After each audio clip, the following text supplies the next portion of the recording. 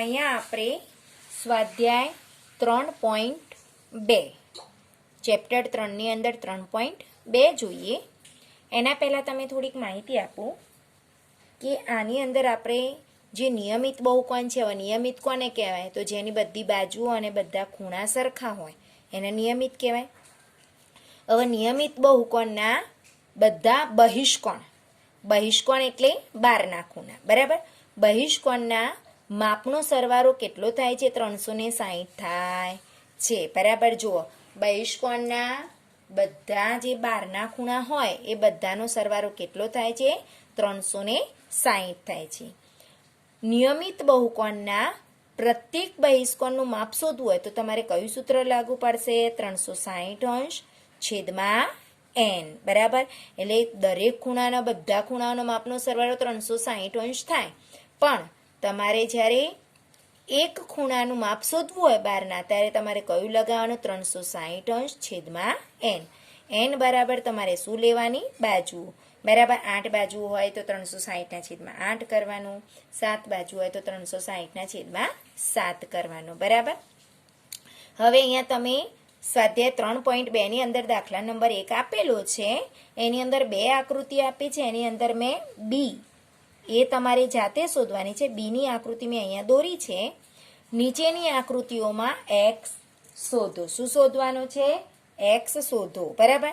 તો એની અંદર શું છે? અહીંયા તમને આકૃતિ દોરેલી છે. તો અહીંયા એક ખૂણા એક્સ શોધવાનો છે, બરાબર? આ એક્સનું માપ શોધવું છે. હવે અહીંયા એક બહિષ્કોણનું માપ કેટલું આપ્યું છે? 70. અહીંયા બીજાનું આપ્યું છે 60. અને એક અહીંયા બહિષ્કોણ તમને દોરેલો છે કાટખૂણો, એટલે તમારે કેટલું સમજવાનું? 90 અંશ.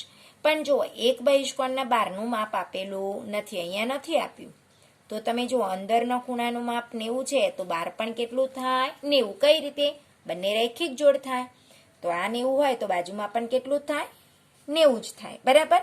અંદર 90 તો બહારનો પણ 90 થાય. તો અહીંયા પહેલા આપણે લખીશું કે આ આકૃતિમાં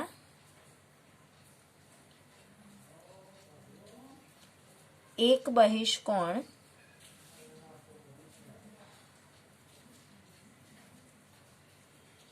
આ બહિષ્કોણ છે કેટલા અંશનો છે? 90 અંશ. કાટખૂણો દોરેલો છે, લખેલું માપ નથી, એટલે કાટખૂણો દોરેલો હોય તો કેટલું સમજવાનું? 90 અંશ છે. અને અહીંયા બીજો કેવો છે? અંદરનો, એટલે અંતઃકોણ. અને બીજો અંતઃકોણ 90 અંશ છે, બરાબર? અંતઃકોણ 90 હોય એટલે બહિષ્કોણ પણ કેટલો થશે? 90 થાય. માટે બીજા બહિષ્કોણનું માપ કેટલું થશે? 90 અંશ. જો આ અંતઃકોણ 90 છે એટલે બહાર પણ કેટલું થશે? 90. બંને ખૂણાઓના રૈખિક જોડ થાય. આ રૈખિક જોડ થાય તો આ 90 હોય તો 180 માંથી 90 બાદ કરો એટલે 90 જ આવે. એટલે આ 90 હોય તો આ પણ 90 થાય. એટલે જો બહિષ્કોણનું આ ખૂણાનું માપ 90, આ 60, આ પણ 90, આ 70. એટલે તમારે એક્સનું માપ શોધવાનું છે. હવે બહિષ્કોણના બધા ખૂણાઓનો માપનો સરવાળો કેટલો થાય? 360 થાય. શું થશે? 360. તો અહીંયા લખીશું આ આકૃતિના બધા બહિષ્કોણના માપનો સરવાળો 360 અંશ થાય છે. તો માટે આપણે બધા ખૂણાઓ લખીશું. પહેલો છે એક્સ પ્લસ આ બીજો કયો છે? આ અંતઃકોણ 90 હતો એટલે બહિષ્કોણ પણ કેટલો થયો? 90. એટલે 90 અંશ પ્લસ આ કેટલો છે? 60 અંશ પ્લસ આ કેટલો છે? બીજો 90 અંશ અને પ્લસ આ કેટલો થયો? 70 અંશ. હવે અહીંયા કેટલા થયા? 5. તો આ પાંચેય ખૂણાઓનો માપનો સરવાળો કેટલો થાય? બાર મિત્રો 360 અંશ થાય. માટે હવે અહીંયા આપણે બેનો સરવાળો, આ બંનેનો સરવાળો કરો, આ બંને તમે ચારેયનો ભેગો સરવાળો કરો તો પણ ચાલે, અને બે કરો તો અહીંયા એક્સ પ્લસ હવે આ 90 ની અંદર તમારે 60 ઉમેરો તો 90 ની અંદર પહેલા 10 ઉમેર દો એટલે 100 થાય. અને પછી 50 ઉમેરો એટલે 150, એટલે કેટલા થશે 150 અંશ પ્લસ 90 ની અંદર 70 ઉમેરો એટલે પહેલા 90 ની અંદર 10 ઉમેર દો એટલે કેટલા થઈ ગયા 100, 60 બાકી એટલે કેટલા થયા 160 અંશ થાય બરાબર 360 અંશ માટે હવે આ બંનેનો સરવાળો કરો જુઓ 150 ની અંદર 150 ઉમેરો એટલે 300 થઈ જાય અને પછી બીજા 10 ઉમેરી દેવાના એટલે 150 ની અંદર 160 ઉમેરો એટલે તમને મૌખિક આવડે, ના ફાવે તો તમે રફ કામ કરી શકો છો બરાબર.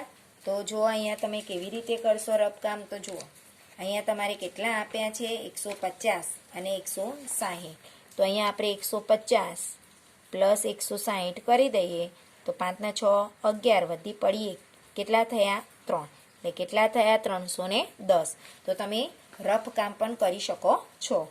310 અંશ કરવાનું રહી ના જાય બરાબર, 360 અંશ. હવે જો સમીકરણનો આગળ દાખલો આવી ગયો, આપણે એક્સની કિંમત શોધવી છે એટલે આ 310 ને કઈ બાજુ લઈ જશો બાર મિત્રો, જમણી બાજુ. તો આ પ્લસ છે કેવા થઈ જશે માઇનસ, તો એક્સ બરાબર 360 અંશ માઇનસ 310 અંશ. અહીંયા લખીશું આપણે 310 અંશને જમણી બાજુ લઈ જતા માટે એક્સ બરાબર, હવે 360 માંથી તમારે 310 બાદ કરવાના છે. તો અહીંયા આપણે રફ કામ કરીશું 360 અંશ માઇનસ 310 અંશ. 0 માંથી 0, હવે 6 માંથી 1 જાય એટલે 5, 3 માંથી 3 જાય એટલે 0, એટલે એક્સ બરાબર કેટલા મળ્યા બાર મિત્રો આપણને 50. તો એક્સ બરાબર 50 અંશ થાય. જવાબ કરીને લખીશું અહીંયા કે એક્સ બરાબર 50 અંશ થાય. જુઓ કોઈ પણ આકૃતિ આપી હોય એના દરેક બહિષ્કોણના માપનો સરવાળો કેટલો થાય બાર મિત્રો 360 થાય. અહીંયા એક નિશાની આપી છે, કાટખૂણો દોરે છે એટલે 90 ગણી લેવાનું. અહીંયા એક ખૂણાનું માપ અંતઃકોણ આપ્યો છે કાટખૂણો, એટલે અંતઃકોણ 90 હોય તો બહિષ્કોણ પણ કેટલો થાય 90 જ થાય. બંનેનો સરવાળો 180 થાય. મળી ગયો. હવે ત્યાર પછી આપણે સરવાળો કરતો જવાનો અને સમીકરણની અંદર જેમ દાખલો ગણતા હતા એ રીતે આગળ ગણતો જવાનો બરાબર. એટલે એક્સ બરાબર આપણને કેટલું મળ્યું બાર મિત્રો 50. તો આ રીતે તમારે એની પણ ખાલી જગ્યા ગણવાની છે. હવે આપણે આગળ દાખલા નંબર 2 જોઈએ.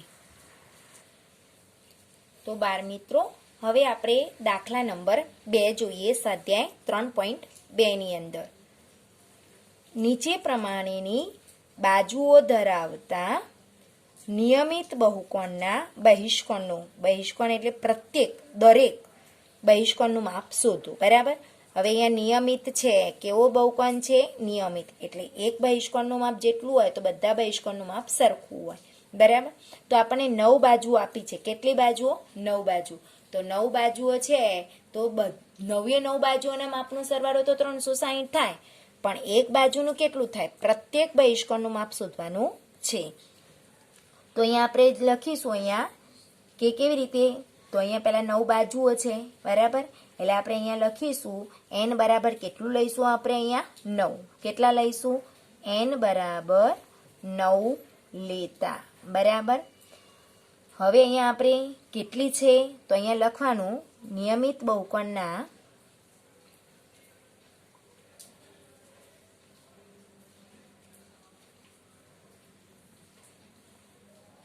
બધા બહિષ્કોણના માપનો સરવાળો 360 અંશ થાય છે. માટે કેટલી બાજુઓ છે આપણે 9. તો અહીંયા લખવાનું દરેક કેટલા 9 n બરાબર 9 છે, તો અહીંયા લખવાનું 9 બાજુવાળા પ્રત્યેક બહિષ્કોણનું માપ બરાબર શું કરવાનું સૂત્ર મેં કીધું હતું તમને 360 અંશ છેદમાં n. હવે અહીંયા 360 અંશ લખી દીધા બરાબર. હવે n બરાબર તમારે કેટલા જેટલી બાજુ હોય એટલે તમારે n લેવાનું, એટલે અહીંયા તમે 9 લખી દીધા. હવે છેદ ઉડે છે જુઓ 9 4 36, તો તમે ઉડાડી શકો છો અને આ શૂન્ય હતી એ તમે મૂકી દો એટલે કેટલા આવ્યા 40. તો અહીંયા લખવાનું 40 અંશ. જેને ડાયરેક્ટ ન ફાવે એ 360 ભાગ્યા 9 કરીને પણ દાખલો ગણી શકે છે. જો અહીંયા 360 ભાગ્યા 9, 9 4 36, 6 માંથી 6 જાય 0, 3 માંથી 3 જાય 0, બરાબર. અને આ શૂન્ય વધી નીચે કોઈ શેષ ના વધે ને ત્યારે પછી અહીંયા જે શૂન્ય વધ્યું હોય તમારે ઉપર ભાગફળમાં લખી દેવાનું એટલે કેટલા આવ્યા 40 આવ્યા, બરાબર. તો આમ જુઓ આપણને બહિષ્કોણનું માપ શોધવાનું હોય તો તમારે કયું સૂત્ર લગાવવાનું 360 છેદમાં n. n બાય જેટલી બાજુ હોય અહીંયા 9 બાજુ છે એટલે n બરાબર આપણે કેટલા લઈશું 9 લઈશું, બરાબર. હવે નિયમિત પહેલાં લખવું પડે. નિયમિત બહુકોણના બધા બહિષ્કોણના માપનો સરવાળો 360 અંશ થાય છે. માટે 9 બાજુવાળા પ્રત્યેક બહિષ્કોણનું માપ બરાબર 360 છેદમાં n. એટલે 360 છેદમાં n બરાબર કેટલા મૂક્યા 9 એટલે કેટલા થયા 40. તો અહીંયા આપણે જવાબ કરીને લખીશું કે 9 બાજુવાળા પ્રત્યેક બહિષ્કોણનું માપ 40 અંશ થાય, બરાબર. સમજણ પડી ને? હવે આપણે આગળ દાખલો ગણીએ. તો બાળ મિત્રો અહીંયા આપણે હવે દાખલા નંબર 4 જોઈએ. શું કહે છે? એક નિયમિત બહુકોણને કેટલી બાજુઓ હોય તો તેના દરેક અંતઃકોણનું માપ 165 હોય. અંતઃકોણ એટલે બાર મિત્રો અંદરના ખૂણા થાય, બહિષ્કોણ એટલે બહારના ખૂણા થાય.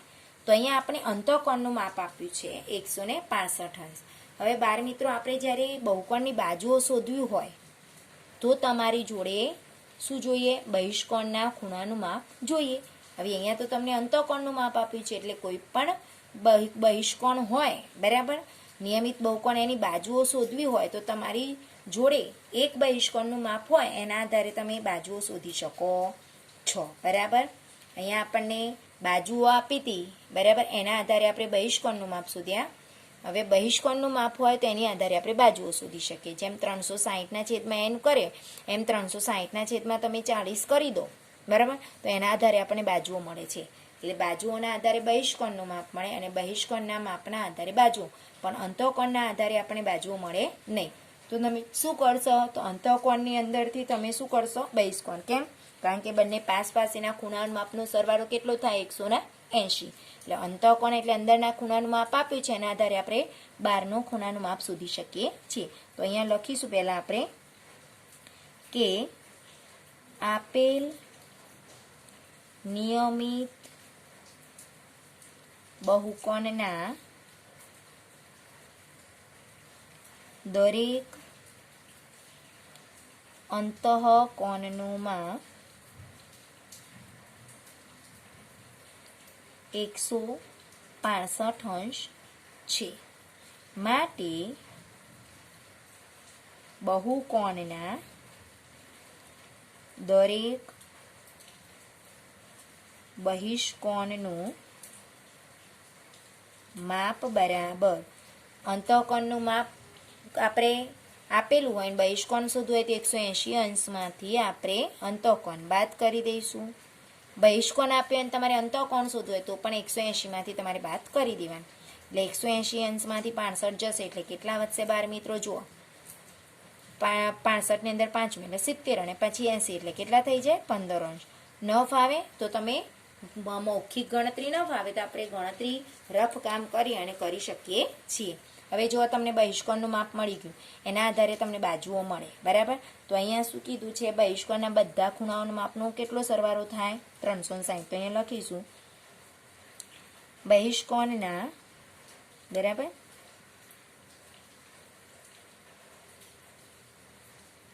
બધા ખૂણાઓના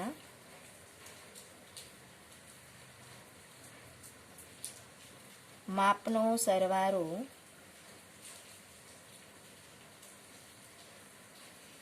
360 અંશ થાય છે. માટે બહુકોણની બાજુઓની સંખ્યા બરાબર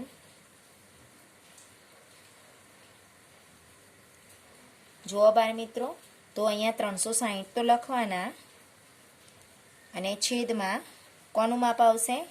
બહિષ્કોણનું માપ. બરાબર, દરેક બહિષ્કોણનું માપ. તમારે બાજુઓ શોધવી હોય તો 360ના છેદમાં બહિષ્કોણનું માપ લખવાનું. બરાબર, એટલે અહીંયા 360 અંશ. હવે બહિષ્કોણનું માપ કેટલું હતું? 15. હવે તમારે એની જોડે ભાગાકાર કરી દેવાનો. બરાબર, તો અહીંયા આપણે 360નો 15 જોડે ભાગાકાર કરી દઈએ છીએ. 360 ભાગ્યા 15, 15 દુ 30, એટલે 6 માંથી 0 જશે તો 6, 3 માંથી 3 જાય એટલે 0, ઉપરથી ઉતારે 0. 15 4 60. જો તો કેટલા આયા? 24. તો અહીંયા આપણે લખી દઈશું 24. હવે તમે શું શોધો છો? બાજુ, એટલે અહીંયા લખશો 24 બાજુઓ. બરાબર, એટલે તમે બહિષ્કોણના આધારે તમે બાજુ શોધી શકો અને બાજુના આધારે બહિષ્કોણ શોધી શકો છો. બરાબર, બાજુ શોધવી હોય, બરાબર, દરે બાજુઓ શોધવી હોય તમારે, બહુકોણની બાજુઓ શોધવી હોય તો 360 છેદમાં બહિષ્કોણનું માપ. બરાબર, એટલે 360. અને અહીંયા બહિષ્કોણ કેવી રીતે મળ્યો? આપણે અંતઃકોણ આપ્યો તો એના આધારે બહિષ્કોણ મળ્યો એટલે 15. બરાબર, કેટલા આયા? 24. બરાબર, જો તમને બહિષ્કોણ આપેલું જ હોય તો તમારે શોધવાની જરૂર નહીં, સીધું આ જ. પણ જ્યારે અંતઃકોણ આપ્યો હોય તો તમારે પહેલાં બહિષ્કોણ શોધવું પડે અને એના આધારે તમે બાજુની સંખ્યા શોધી શકો. અહીંયા આપણને બહિષ્કોણ બાજુઓ આપી હતી, એના આધારે તમારે બહિષ્કોણનું માપ શોધવું હતું તો 360ના છેદમાં બાજુઓની સંખ્યા એટલે કે n. બરાબર, સમજણ પડી ગઈ હશે. બરાબર, અહીંયા જવાબ કરીને આપણે લખી દઈએ છીએ કે દરેક અંતઃકોણ, અહીંયા શું કીધું છે? બહુકોણ નિયમિત બહુકોણને કુલ 24 બાજુઓ છે. બાળ મિત્રો, ધ્યાનથી તમે વિડીયો જોજો સમજીને, જેથી તમને સરળતાથી સમજી શકશો. બરાબર, થેન્ક યુ.